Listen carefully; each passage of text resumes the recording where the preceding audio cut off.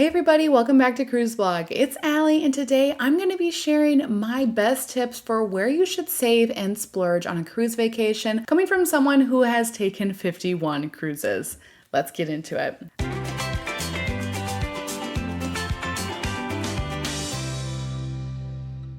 I just turned 30 this year, but that doesn't mean I haven't taken my fair share of cruises over the last 3 decades. For instance, just a few weeks ago, I sailed with my mom on Ovation of the Seas, and earlier this year, I also sailed on Royal Caribbean's Utopia of the Seas with my parents and grandparents. Of course, I have a few more cruises already planned for this year as well. Between personal and professional travel, I've been lucky enough to cruise more than I ever could have imagined. I took my first cruise at just 4 years old, and I continued sailing each year with my family while growing up. My passion for cruising has only accelerated in the last decade as I continue to prioritize cruising with my husband, my friends, and my parents. Whether it's a quick weekend getaway or an extended voyage to a far-flung destination, each cruise brings something new to appreciate. So as someone who travels frequently and enjoys traveling often, I've learned valuable lessons about maximizing my cruise budget. There are infinite opportunities to splurge on a cruise vacation, but spending extra isn't always necessary. So here are my best tips for saving and splurging on a cruise vacation from a budget cruiser.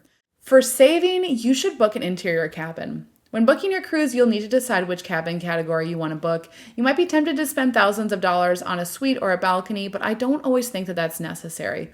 I prefer booking an interior cabin most of the time to save money. These budget-friendly cabins have everything you need for a comfortable stay, despite not having a window or a balcony.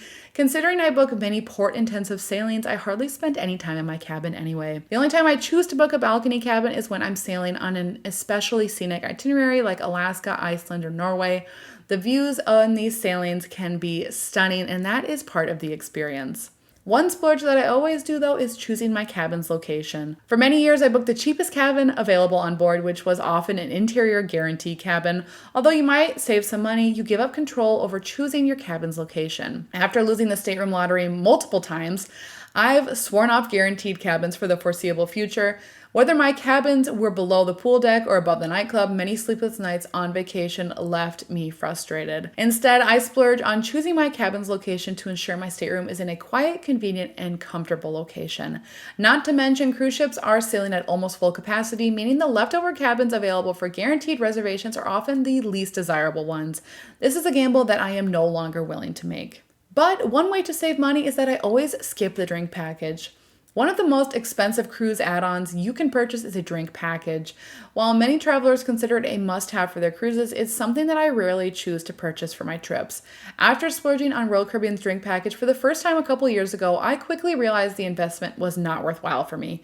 I struggled to drink enough throughout the cruise to break even, and I often felt pressured to keep ordering drinks just to justify the cost. Instead, I've started to bring my own wine on board while cruising to save money. Unless you have the stamina to drink frequently and consistently for your entire cruise, I'd suggest you could save your money and forego the drink package. You can often find cheaper drinks in port, and you can take advantage of the option to bring wine on board, making it an easy way to cut costs without sacrificing enjoyment. The only exception I make is for Celebrity Cruises' all-included cruise fare, which bundles a standard drink package and internet package in the price. Last year, I booked a 15-night Australia cruise through my MEI travel agent with a group rate, which included these perks. By choosing this option, I actually saved money compared to booking directly with the cruise line without any perks. Another splurge I make is booking specialty dining.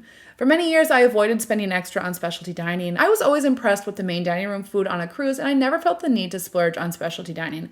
However, with recent cost-cutting measures affecting the quality and variety of complimentary dining, my perspective on this has changed. Now, I genuinely appreciate the elevated ambiance and dining experience, especially when cruising on longer itineraries. I almost always book specialty dining while cruising, and I highly recommend others do the same. You might also be surprised to learn that you can negotiate specialty dining prices. On my recent sailings with Royal Caribbean and Celebrity Cruises, I've saved anywhere from 30 to 50% by simply inquiring about a discount.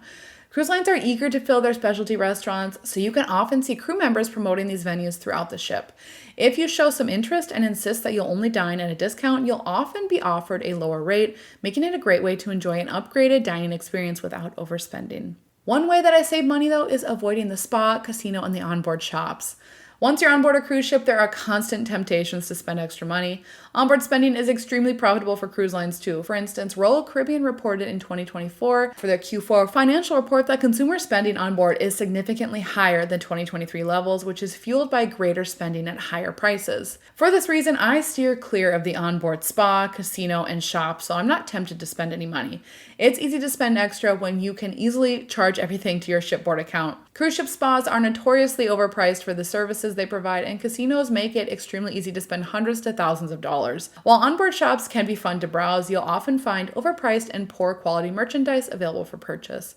Instead, I prefer spending my time on board enjoying the included amenities and entertainment to save money. Your cruise will already feature activities, events, and shows at no extra cost. This allows you to have a fantastic vacation without blowing your budget. And finally, I always splurge on interesting and desirable itineraries. While some cruisers prioritize the ship experience itself, others are drawn to cruises for the chance to explore new destinations and immerse themselves in different ports of call. As a world traveler, I'm always looking for interesting cruise itineraries to visit new countries and destinations. If you're spending your hard-earned money and vacation time to go on a cruise, I recommend booking an itinerary that interests you. Don't settle for ports of call that aren't exciting to you. Unless you have unlimited resources and time, choosing a more desirable itinerary is always worth the extra cost to make the most of your vacation. All right, everybody, that is all we have for today. Thanks for tuning in today, everybody, and be sure and like and subscribe to Cruise Vlogs so that you can be notified every time we have a new video. Until next time, this has been Allie, and happy cruising.